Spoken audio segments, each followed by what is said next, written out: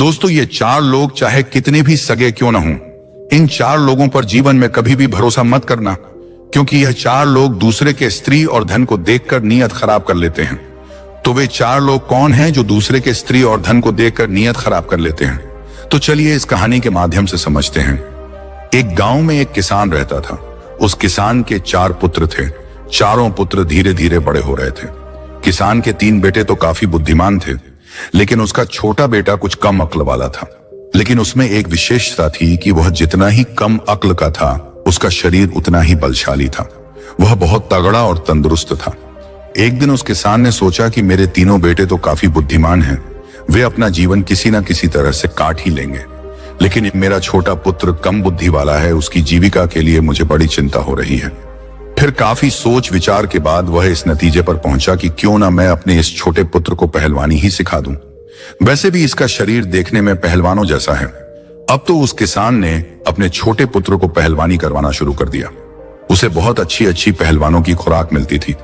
अब तो किसान का छोटा पुत्र बहुत जल्दी ही बड़ा ताकतवर पहलवान बन गया। धीरे धीरे समय निकलता गया। कुछ समय बाद किसान ने अपने तीनों बड़े पुत्रों का विवाह कर दिया। जब किसान के बड़े पुत्रों का विवाह हो गया तो तीन पुत्रों की जो स्त्रियां थीं, वह किसान के छोटे बेटे से दिन रात जलने लगी। वे मन में सोचने लगी कि यह छोटा वाला देवर कुछ काम धाम तो करता नहीं है, पूरे दिन पड़ा पड़ा खाता रहता है, और हमारे पति काम धंधे में लगे रहते हैं और यह बैठे बैठे मौज उड़ाता है। यह सोचकर किसान की तीनों बहुओं ने अलग होने के लिए विवाद खड़ा कर दिया। जब बहुएं अलग होने की जिद करने लगी तो किसान ने मन में सोचा कि अब मुझे अपने छोटे पुत्र का भी विवाह कर देना चाहिए। यही सोचकर उस किसान ने किसी प्रकार अपने छोटे पुत्र का विवाह भी संपन्न करा दिया। संयोग से उस पहलवान की पत्नी बहुत ही सुंदर और बुद्धिमान थी। आसपास के क्षेत्र में कोई भी स्त्री उसके समान सुंदर नहीं थी। अब छोटे पुत्र का विवाह होने के बाद किसान ने अपने चारों पुत्रों को अलग अलग कर दिया ताकि घर में किसी बात को लेकर विवाद ना हो। जब चारों बेटे अलग अलग हो गए तो किसान के तीन बड़े बेटे जो काफी बुद्धिमान थे, वे तीनों तो अच्छी तरह से कमाने खाने लगे, परंतु छोटा बेटा जो पहलवान था, उसका तो सिर्फ एक ही काम था, अच्छा अच्छा खाना और प्रतिदिन पहलवानी करना, जिस कारण बहुत जल्दी ही उसके ऊपर कंगाली आने लगी। जब घर के खर्चे पूरे नहीं हुए तो पहलवान की पत्नी उससे दिन रात लड़ने झगड़ने लगी। वह कहने लगी कि तुम कोई काम धाम तो करते नहीं हो, सिर्फ दिन भर पड़े रहते हो, तुम्हें खाने को भी अच्छा अच्छा चाहिए, इस तरह से हमारा गुजारा कैसे हो पाएगा। अब दोनों पति पत्नी में विवाद होने लगा। चूंकि पहलवान की पत्नी काफी बुद्धिमान थी, इसलिए उसने कुछ सोच विचार कर एक दिन अपने पति से कहा कि तुम इस देश के राजा के पास जाओ और राजा से कहना कि मुझे नौकरी दे दो। पहलवान कहने लगा कि यह तुम क्या कह रही हो, मैं तो कोई काम ही नहीं जानता हूं, केवल कुश्ती लड़ सकता हूं और भोजन कर सकता हूं, इसके अलावा और कोई काम तो मुझे आता ही नहीं, तो राजा के यहाँ मुझे नौकरी कैसे मिलेगी, और किसी प्रकार अगर मिल भी गई तो मैं वहां क्या काम करूंगा। तब पहलवान की पत्नी कहने लगी कि वह सब तुम मुझ पर छोड़ दो, मैं जैसा कहती हूं वैसा ही करो। तुम महाराज के पास जाओ और महाराज से कहना कि मुझे लखटकिया की नौकरी चाहिए, और यह बिल्कुल भी मत बताना कि मुझे कुछ नहीं आता। पहलवान की पत्नी पहलवान को समझा बुझाकर महाराज के पास भेज देती है। पहलवान उदास मन से राजा के दरबार की ओर चल देता है। जब वह राजा के दरबार में पहुंचा तो महाराज ने देखा कि बहुत हट्टा कट्टा बलवान पहलवानों जैसा शरीर वाला एक आदमी मेरे दरबार में आया है। महाराज ने उसे देखकर उससे पूछा कि आप किस लिए आए हैं? तो वह कहने लगा कि महाराज मुझे नौकरी चाहिए। राजा ने कहा, अच्छा ठीक है, लेकिन पहले आप हमें यह बताओ कि आप करोगे क्या, आप क्या काम कर सकते हो। तब वह पहलवान कहता है कि महाराज ऐसा काम जो आपके राज्य में कोई न कर पाए, वह काम मैं करूंगा, परंतु इसके बदले में मैं आपसे 1 लाख टका का वेतन लूंगा।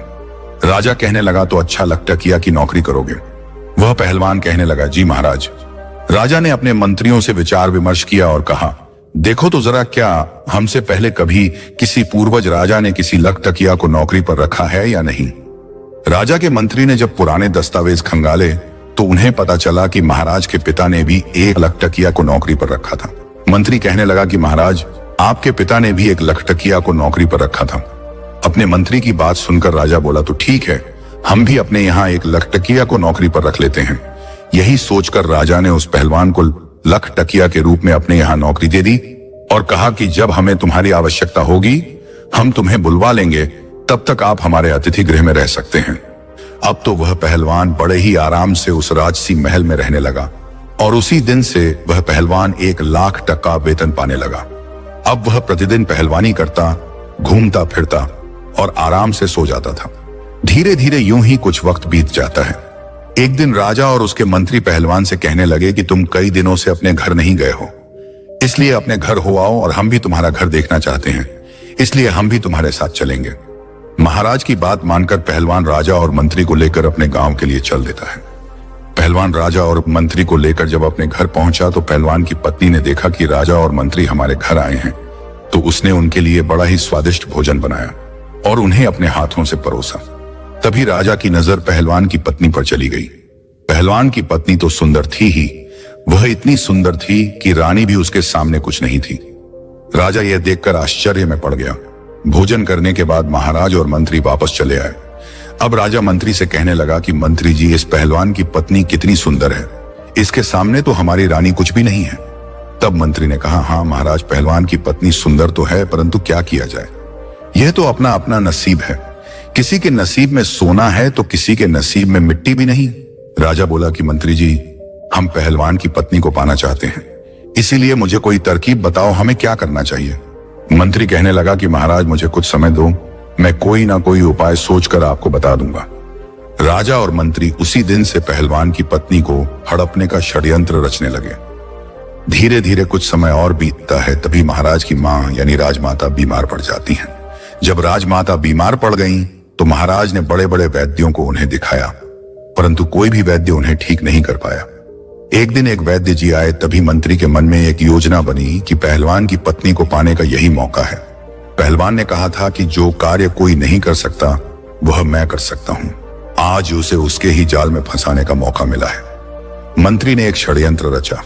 जब वह अपने षड्यंत्र से पूरी तरह से संतुष्ट हो गया, तब वह मंत्री उस वैद्य के पास गया और उससे बोला कि वैद्य जी, अगर आप हमारे बताए अनुसार राजमाता का इलाज करेंगे तो मैं आपको 500 स्वर्ण मुद्राएं दूंगा। 500 स्वर्ण मुद्राओं की बात सुनकर वैद्य के मन में लालच आ गया। वह बोला कि बताइए मंत्री जी, मुझे क्या करना होगा। मंत्री बोला कि वैद्य जी, आप राजमाता के इलाज के लिए राजा से ऐसी वस्तु की मांग करना जो कहीं भी उपलब्ध ना हो। 500 स्वर्ण मुद्राओं के लालच में आकर वैद्य कहने लगा कि मंत्री जी, मैं ऐसा ही करूंगा। अब मंत्री वैद्य को लेकर राज दरबार में आया और राजा से कहा कि महाराज, यह वैद्य जी बड़े ही माने हुए हैं, मैं इन्हें बहुत दूर से बुला कर लाया हूं। यह वैद्य जी राजमाता का इलाज करना चाहते हैं। महाराज बोले, तब तो बड़ी ही प्रसन्नता की बात है। राजा फौरन उस वैद्य को साथ लेकर राजमाता के पास गया। वैद्य ने राजमाता की नब्ज देखी और नब्ज देखकर राजा से कहा कि महाराज, इनका इलाज अब संभव नहीं है। यह सुनकर राजा एकदम घबरा गया और कहने लगा, क्यों वैद्य जी, क्या बात है। वैद्य जी ने कहा कि राजन, आपकी माता को सिर्फ एक ही वस्तु ठीक कर सकती है। राजा कहने लगा, बताओ वह क्या है। फिर वैद्य बोला कि महाराज, वह वस्तु बड़ी ही दुर्लभ है, इतनी आसानी से नहीं मिल सकती। राजा बोले, आप बताओ तो सही, मैं उस औषधि को कुछ भी करके ढूंढ कर लाऊंगा। तब वैद्य जी ने बताया कि महाराज, यदि आप 4 हूर बेला मंगवा दो तो आपकी मां ठीक हो सकती है। 4 हूर बेला को मंगाकर आप उनका तेल निकलवाएं और उस तेल की मालिश राजमाता के शरीर पर करवाएं तो राजमाता बहुत ही जल्दी स्वस्थ हो जाएंगी। वैद्य की बात सुनकर राजा मन में विचार करने लगा कि हमें अवश्य ही उस हूर बेला जानवर को मंगवाना चाहिए। फिर राजा ने पूछा कि वह कहां मिलता है। वैद्य कहने लगा कि महाराज, हूर बेला हिमालय के जंगलों में मिलता है। राजा ने कहा कि ठीक है वैद्य जी, तब तक आप हमारी माता का इलाज करें। हम अभी दरबार जाकर किसी को हूर बेला लाने के लिए भेजते हैं। दरबार में आकर महाराज ने अपने समस्त सभासदों, मंत्रियों और सेनापतियों को बुलाया और उनसे कहा कि कोई ऐसा योद्धा है जो हूर बेला नाम के जानवर ला सके। यह बात सुनकर कुछ समझदार व्यक्ति कहने लगे कि महाराज, यह हूर बेला क्या होता है, हमने आज तक तो यह नाम कभी नहीं सुना। राजा कहने लगा कि यह एक प्रजाति का जानवर होता है जो हिमालय के जंगलों में रहता है। राजा की बात सुनकर संपूर्ण दरबारी चुप हो गए, क्योंकि जिस हूर बेला की बात राजा कर रहे थे, आज तक किसी ने उस जानवर को नहीं देखा था। अब तो राजा उन्हें चुपचाप देखकर मंत्री से कहने लगे कि मंत्री जी, ऐसे तो काम नहीं चलेगा। राजमाता को बचाने के लिए हमें हूर बेला जानवर को लाना ही होगा।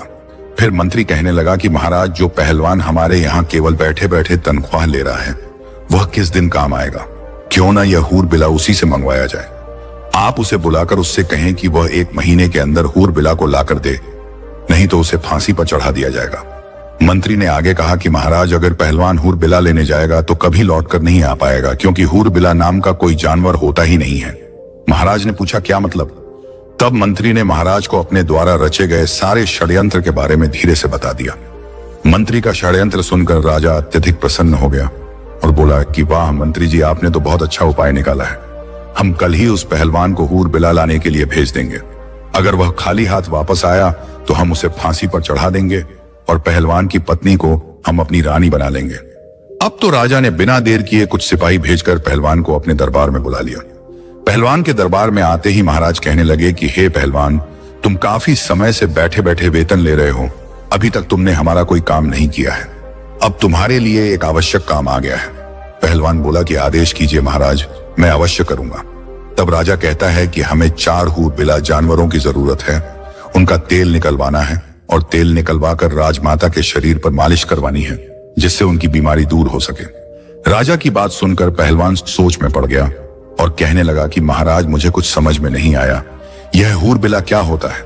राजा ने कहा, हम भी नहीं जानते, लेकिन यह काम सिर्फ तुम ही कर सकते हो, इसलिए हमने इस कार्य के लिए तुम्हें ही चुना है। काफी सोच विचार के बाद पहलवान कहने लगा कि ठीक है महाराज, आप मुझे कुछ समय दीजिए। तब महाराज बोले कि मैं आपको 1 महीने का समय देता हूं।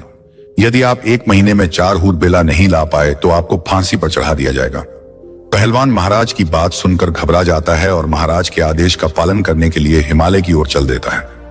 रास्ते में वह सोचता है कि हमने तो कभी इस जानवर के बारे में नहीं सुना, ना ही कभी देखा है। शायद मेरी पत्नी को इस बारे में जानकारी हो, इसलिए हूर बिला को ढूंढने से पहले मुझे अपनी पत्नी से मिल लेना चाहिए। अब तो इस समस्या का वही कोई हल बता सकती है। यही सोचकर वह सीधा अपने घर लौट आता है और अपनी पत्नी को सारी बात बताता है। पहलवान की पत्नी ने जब सारी बात सुनी तो उसने मन में विचार किया कि ऐसा तो कोई जानवर होता ही नहीं है। शायद महाराज ने मेरे पति के लिए कोई षड्यंत्र तो नहीं रचा है। बहुत सोच विचार करने के बाद वह बोली कि ठीक है, तुम्हें महाराज ने 1 माह का समय दिया है। मेरे मायके में बहुत से हूर बिला मिलते हैं। तुम ऐसा करो कि मेरे मायके में चले जाओ और वहीं पर रहना। जब तक मैं खबर न भेजूं तब तक वापस मत आना। मैं अपने भाइयों से कहकर हूर बिला मंगवा दूंगी। यह बात सुनकर पहलवान खुश हो जाता है और अपनी ससुराल चला जाता है और वहीं पर आराम से रहने लगता है। इधर पहलवान की पत्नी ने सोचा कि राजा अवश्य ही मेरे पति को ढूंढते हुए यहाँ तक आएगा। उसने सारी परिस्थितियों को पहले ही समझते हुए अपने आंगन में 100 हाथ गहरा एक कुआं खुदवा दिया और उसके ऊपर एक कच्चे धागों से चारपाई बुनकर उसके ऊपर डाल दी और उस चारपाई के ऊपर अच्छे से मखमली बिस्तर लगा दिए। उधर राजा ने सोचा कि यही सही मौका है, पहलवान के घर चलकर उसकी पत्नी से अपने प्रेम का इजहार कर देना चाहिए। पहलवान के दरवाजे पहुंचकर राजा ने दरवाजा खटखटाया और आवाज लगाई। पहलवान की पत्नी ने आकर दरवाजा खोला। द्वार पर राजा को देखकर वह कहने लगी कि महाराज, आप इस समय मेरे पति घर पर नहीं हैं, इसलिए आप बाहर ही विराजिए, मैं आपके लिए भोजन पानी लेकर आती हूँ। राजा कहने लगा, अरे नहीं नहीं, मैं बाहर क्या करूंगा, मैं भी आपके साथ अंदर ही चलता हूँ। पहलवान की पत्नी को अपने जाल में फंसाने की नीयत से राजा कहने लगा कि हे सुंदरी, लगता है कि पहलवान आपको अच्छे से नहीं रखता है।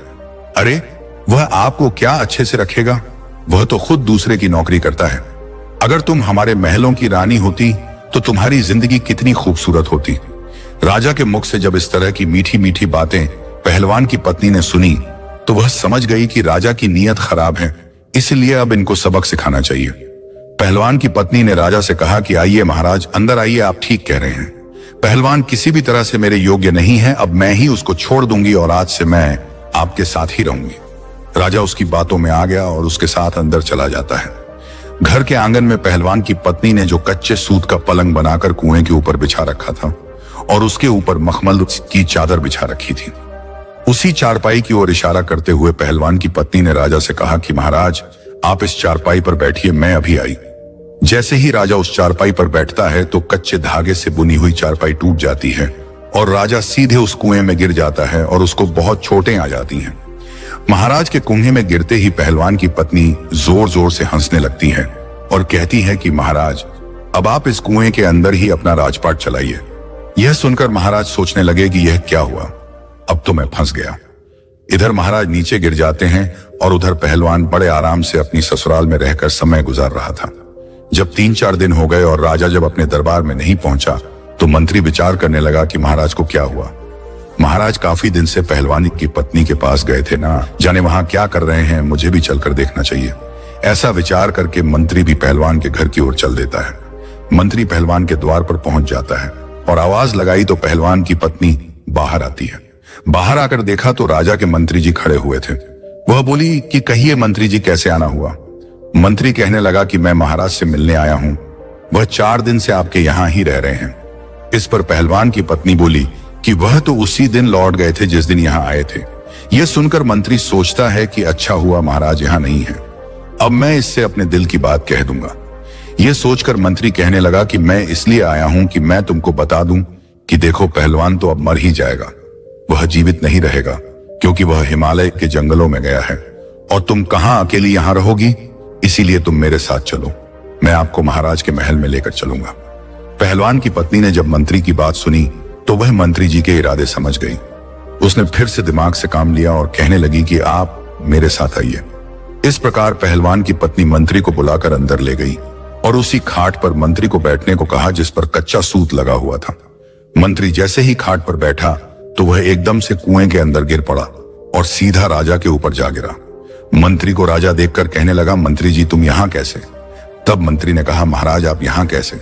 राजा ने जवाब दिया कि मैं पहलवान की पत्नी की खुशामद में हूं, अब तू भी आ गया है तो और भी अच्छा हुआ। इस प्रकार राजा और मंत्री कुएं के अंदर फंस जाते हैं। 2-4 दिन बीतने पर राजा के सेनापति ने विचार किया कि राजा को ढूंढने के लिए मंत्री भी पहलवान के घर गया था, वह भी लौटकर अभी तक नहीं आया। मुझे भी चलकर देखना चाहिए कि उनके साथ आखिर क्या हुआ है। वह पहलवान की पत्नी के पास ही तो नहीं रुक गए, ना जाने दोनों वहां क्या कर रहे हैं। यह विचार करके सेनापति भी पहलवान के घर की ओर चल देता है। सेनापति जब शाम होने पर पहलवान के घर पहुंचता है तो वह भी पहलवान की पत्नी के सुंदर रूप को देखकर अपनी नीयत खराब कर लेता है। पहलवान की पत्नी सेनापति को भी अपने घर के अंदर ले गई और उसी खाट पर बिठाया। जैसे ही सेनापति खाट पर बैठा तो वह भी नीचे कुएं में गिर गया, जहां राजा और मंत्री तो पहले से ही पड़े हुए थे। जब राजा और मंत्री ने सेनापति को देखा तो कहने लगे, सेनापति तुम भी यहां आ गए। सेनापति बोला, अरे महाराज आप भी यही हैं, मैं आपको ही तो ढूंढने आया था। राजा बोला, तुमने मुझे ढूंढ लिया, अब पड़े रहो इसी में। वे सोचने लगे कि कहां फंस गए, वह तो पहलवान की पत्नी को लेने आए थे और उल्टे उनकी ही जान के लाले पड़ गए। अब एक दिन राजा के कोतवाल ने मन में विचार किया कि मैं भी चलकर देखता हूं कि महाराज, मंत्री और सेनापति जी अभी तक क्यों नहीं आए। जो भी पहलवान की पत्नी के पास जाता है वह लौट कर क्यों नहीं आता है, ना जाने ये लोग वहां क्या कर रहे हैं, मैं भी चलकर देखता हूं। यही विचार करके कोतवाल भी पहलवान के घर को चल देता है। कोतवाल भी उसी प्रकार उस कुएं में पहुंच जाता है जहां राजा, मंत्री और सेनापति पहले से ही विराजमान थे। यह देखकर राजा कहने लगा कि कोतवाल जी आप भी यहां आ गए। कोतवाल ने भी पूछा कि राजा साहब आप यहां क्या कर रहे हैं? राजा बोला कि वही कर रहा हूं जो आप यहां करने आए थे, अब पड़े रहो इसी में। दोस्तों 100 हाथ गहरे कुएं में गिरने से सभी को बहुत चोटें आई थीं। कोई लंगड़ा हो गया था तो कोई लूला, किसी का चेहरा खराब हो गया था तो किसी की आंख। पहलवान की पत्नी रस्सी के सहारे थोड़ा बहुत भोजन व पानी भी उन लोगों तक पहुंचा दिया करती थी ताकि वे लोग जीवित रहें। इस प्रकार राजा और उसके साथियों को कुएं में पड़े पड़े लगभग 15 दिन बीत गए। अब तो वे चारों उस कुएं में पड़े पड़े बीमार पड़ने लगे। अब तो राजा मन में विचार करने लगा कि यहां से कैसे छूटा जाए। अब वे मन ही मन बहुत दुखी हो रहे थे।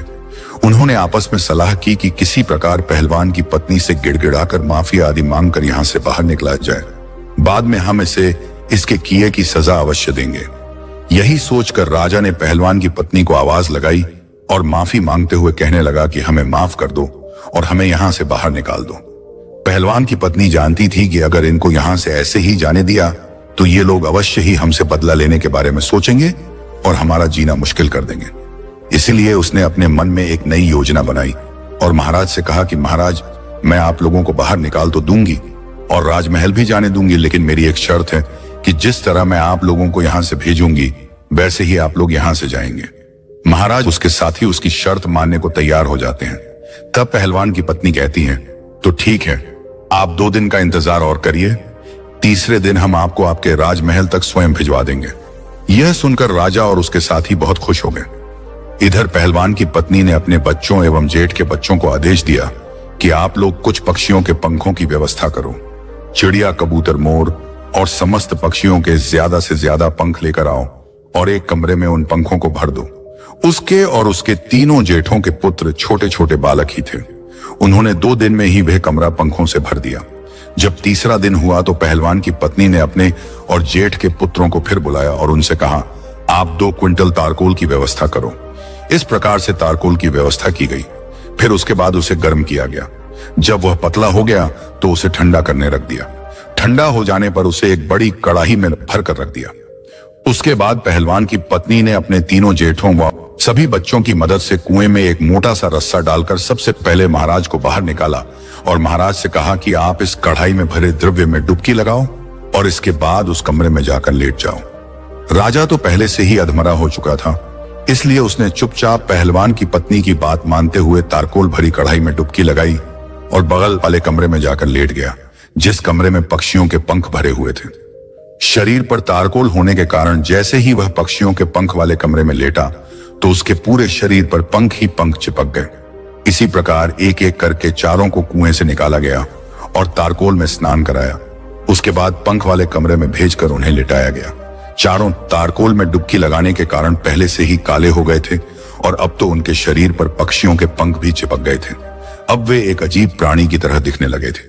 कुएं में गिरने के कारण वे पहले ही चोटिल हो गए थे और इतने दिनों तक कुएं में बंद रहने की वजह से उनका स्वास्थ्य भी खराब हो गया था, जिस कारण वह कोई प्रतिरोध करने की स्थिति में नहीं थे। लेकिन मन में सोच रहे थे कि एक बार यहां से छूटकर राजमहल तक पहुंच जाएं। इसके बाद इस पहलवान की पत्नी को ऐसा सबक सिखाएंगे कि जिंदगी भर याद रखेगी। इधर पहलवान की पत्नी ने अपने मायके खबर भेजकर अपने पति को भी वापस बुला लिया। पहलवान जब घर वापस आया तो उसकी पत्नी ने कहा कि देखो, मैंने 4 हूरबिला जानवरों की व्यवस्था कर दी है। चारों हूरबिला अंदर कमरे में बैठे हैं। पहलवान ने देखा कि कमरे में बड़े ही विचित्र प्रकार के 4 जानवर बैठे थे। वे देखने में तो इंसान जैसे ही लग रहे थे, लेकिन उनका शरीर काला था और पूरे शरीर में तरह तरह के रंग बिरंगे पंख लगे हुए थे। उन चारों प्राणियों को देखकर पहलवान बड़ा ही प्रसन्न होता है। पहलवान की पत्नी बोली कि आप इन्हें रस्सी में बांधकर राजमहल ले जाइए। वैसे तो यह बड़े सीधे साधे हैं, चुपचाप चले जाएंगे, लेकिन यदि इनमें से कोई भी रास्ते में उत्पात करे तो उसकी पिटाई के लिए एक मोटा डंडा भी लिए जाना। पहलवान प्रसन्न होकर चारों के गले में रस्सी का फंदा डालकर उन्हें लेकर राजमहल की ओर चल देता है और अपने हाथ में एक मोटा सा डंडा ले लेता है। बेचारे पहले से ही लंगड़े लूले हो गए थे और उनकी हालत भी खराब थी और ऊपर से पहलवान से डंडा खाने का भी डर था। इसलिए वे चारों चुपचाप राजमहल की ओर चल देते हैं। पैदल चलते हुए पहलवान उन्हें लेकर राजमहल पहुंचा। तब तक शाम हो गई थी। पहलवान सोचने लगा कि अब तो शाम हो गई है, महाराज भी अपने शयन कक्ष में चले गए होंगे, इसलिए कल सुबह ही इन्हें महाराज के सामने पेश करूंगा। यही सोचकर पहलवान उन चारों को एक कोठरी में बंद कर देता है और स्वयं जाकर सो जाता है।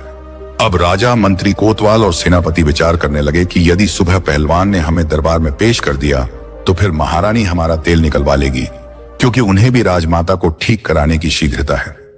राजपुरोहित कल ही हमारा तेल निकलवा देंगे, अर्थात अब हमारी मृत्यु निश्चित है। यदि किसी तरह हम पहचाने गए तो संपूर्ण नगर में हमारी हंसी हो जाएगी, इसलिए जल्दी कोई उपाय कीजिए। तभी अचानक राजा कहने लगा कि इस कोठरी से एक गुप्त सुरंग हमारे शयन कक्ष तक जाती है। आप लोग ऐसा कीजिए, इस पत्थर को उठाइए और मुझे उस सुरंग में उतार दीजिए। उन चारों ने जोर लगाकर पत्थर उठाया और राजा को सुरंग से नीचे उतार दिया। राजा सुरंग के माध्यम से अपने शयन कक्ष में पहुंच जाते हैं। राजा ने महल में जाकर के आवाज लगाई और महल में से जब रानी ने निकलकर देखा तो राजा को देखकर वह एकदम से घबरा गई, क्योंकि राजा का तो विचित्र रूप था। उनके शरीर पर पंख ही पंख लगे हुए थे। ऐसा जानवर या आदमी उसने आज तक नहीं देखा था। रानी चीख पड़ी। रानी की आवाज सुनकर नौकर, चाकर, दास, दासियां और कुछ सैनिक वहां इकट्ठे हो जाते हैं। सबने मिलकर महाराज की बहुत पिटाई की। वे कहने लगे, मारो मारो, जाने कौन सा जानवर यहां घुस आया है। राजा चिल्ला चिल्ला कर कह रहे थे कि मुझे मत मारो, मैं महाराज हूं, लेकिन वहां राजा की कोई नहीं सुन रहा था। पीटने के बाद राजा की आवाज रानी पहचान लेती है। तब रानी ने सभी दास दासियों को कमरे से बाहर निकालकर राजा से पूछा कि यदि आप महाराज हैं तो फिर आपके साथ यह क्या हुआ, आपने क्या हुलिया बना रखा है। तब राजा बोला, पहले शांत हो जाओ और चुपचाप मुझे स्नानागार में ले चलो और थोड़े से मिट्टी के तेल की व्यवस्था करो। मुझे जल्दी जल्दी उस मिट्टी के तेल में स्नान कराओ। रानी ने अपने नौकर से कहकर मिट्टी का तेल मंगवाया और राजा को उस मिट्टी के तेल में स्नान कराया। जिससे राजा के शरीर का जो तारकोल था वह छूट गया और राजा अपने वास्तविक रूप में आ जाता है। राजा रात को आराम से अपने महल में सो जाता है और सुबह शाही कपड़े पहनकर अपने दरबार में जाकर बैठ जाता है। इधर जब सवेरा होता है और पहलवान जागता है तो वह सबसे पहले इस कोठरी में जाता है जिसमें उसने रात को चारों हूर बिलाओं को कैद किया था। जैसे ही पहलवान कोठरी के अंदर पहुंचा तो उसने देखा कि 4 हूर बिलाओं में से 1 हूर बिला गायब था, 3 ही हूर बिला बचे थे। अब तो वह डंडा लेकर उन तीनों को मारने लगा। वह पूछने लगा कि बताओ एक कहां गया। तीनों कहने लगे कि देखो भाई, हमें मत मारो, हम आपको सब कुछ बता देंगे। पहलवान कहने लगा जल्दी बताओ, क्योंकि महाराज 3 हूर बिला देखेंगे तो वह हमें फांसी पर चढ़ा देंगे। तीनों कहने लगे देखो, जब राजा तुमसे यह कहें कि चौथा कहां है तो तुम यह कह देना कि हमें सब पता है। ज्यादा पूछताछ करोगे तो हम तुम्हारी पोल खोल देंगे, तब राजा समझ जाएगा और वह तुमसे कुछ नहीं कहेगा। यह सुनकर पहलवान प्रसन्न होता हुआ उन तीनों को लेकर राजा के दरबार में उपस्थित होता है। संपूर्ण दरबार उन्हें देखकर अचंभित हो जाता है। पूरे दरबारी उन्हें देखकर हंसने लगे और सोचने लगे कि यह तो बड़े ही विचित्र जानवर हैं। ऐसे जानवर तो हमने पहले कभी नहीं देखे। राजा को पहलवान ने उन तीनों हूर बिलाओं को सौंप दिया। तीनों को देखकर राजा कहने लगा कि अरे पहलवान, मैंने तो तुमसे 4 हूर बिला मंगाए थे, यह तो 3 ही हैं। एक कहां है? मैं अभी तुम्हें फांसी पर चढ़ा दूंगा। पहलवान कहने लगा कि महाराज ज्यादा बोलोगे तो मैं तुम्हारी सारी पोल खोल दूंगा और मैं सबको बता दूंगा। पहलवान की यह बात सुनकर राजा सोचने लगता है कि शायद इसको सब पता चल गया है। अगर इसने मेरी पोल खोल दी तो मैं कहीं मुंह दिखाने के लायक नहीं रहूंगा। राजा ने चुपचाप उन तीनों को ले लिया और चुपके से उन्हें उनके घर भेज दिया और कहा कि जल्दी जल्दी स्नान करके साफ सुथरे होकर वापस आ जाओ। वे तीनों अपने अपने घर गए और मिट्टी के तेल में स्नान करके साफ होते हैं। उसके बाद राजसी वस्त्र पहनकर अपने रूप में वापस आते हैं और दरबार की कार्रवाई स्थगित करते हुए चारों आपस में विचार करने लगे कि अगर हम पहलवान की पत्नी को पाने की इच्छा ना करते तो शायद हमारे साथ ऐसा नहीं हुआ होता। अब यह बात हम किसी को भी नहीं बता सकते। अगर हम लोग पहलवान और उसकी पत्नी से बदला लेने का प्रयास करते हैं तो भी यह बात महारानी को पता चल सकती है और पूरे नगर में भी फैल सकती है। इसलिए इस रहस्य को गुप्त ही रखना ठीक रहेगा। इस प्रकार उन्होंने पहलवान को कुछ नहीं कहा और पहलवान आनंद से राजा के यहाँ नौकरी करता रहा। दोस्तों, इस कहानी का उद्देश्य यह है कि दूसरे की स्त्री, दूसरे के धन के पीछे मत भागो। अगर भागोगे तो इसी तरह कायल होना पड़ेगा। कहते हैं कि यह 4 लोग हमेशा दूसरे की स्त्री एवं धन को देखकर नीयत खराब करते हैं, इसलिए इन्हें कभी अपने घर बुलाकर मत लाना। नंबर 1, जो कामी और लालची हों, जिन्होंने कभी धर्मशास्त्रों को ना पढ़ा हो और ना सुना हो। नंबर 2, जिन्होंने कभी किसी को अपना आदर्श नहीं माना हो। नंबर 3, जो धर्म से अज्ञानी हैं। नंबर 4, जिनका मन चंचल है, जिन्हें ईश्वर का भय नहीं होता। ऐसे लोग हमेशा दूसरे की स्त्री और दूसरे के धन को देखकर नीयत खराब करते हैं। तो दोस्तों, कहानी के बारे में अपनी राय कमेंट में अवश्य बताइएगा और कहानी पसंद आई हो तो एक लाइक और शेयर अवश्य कर देना। धन्यवाद।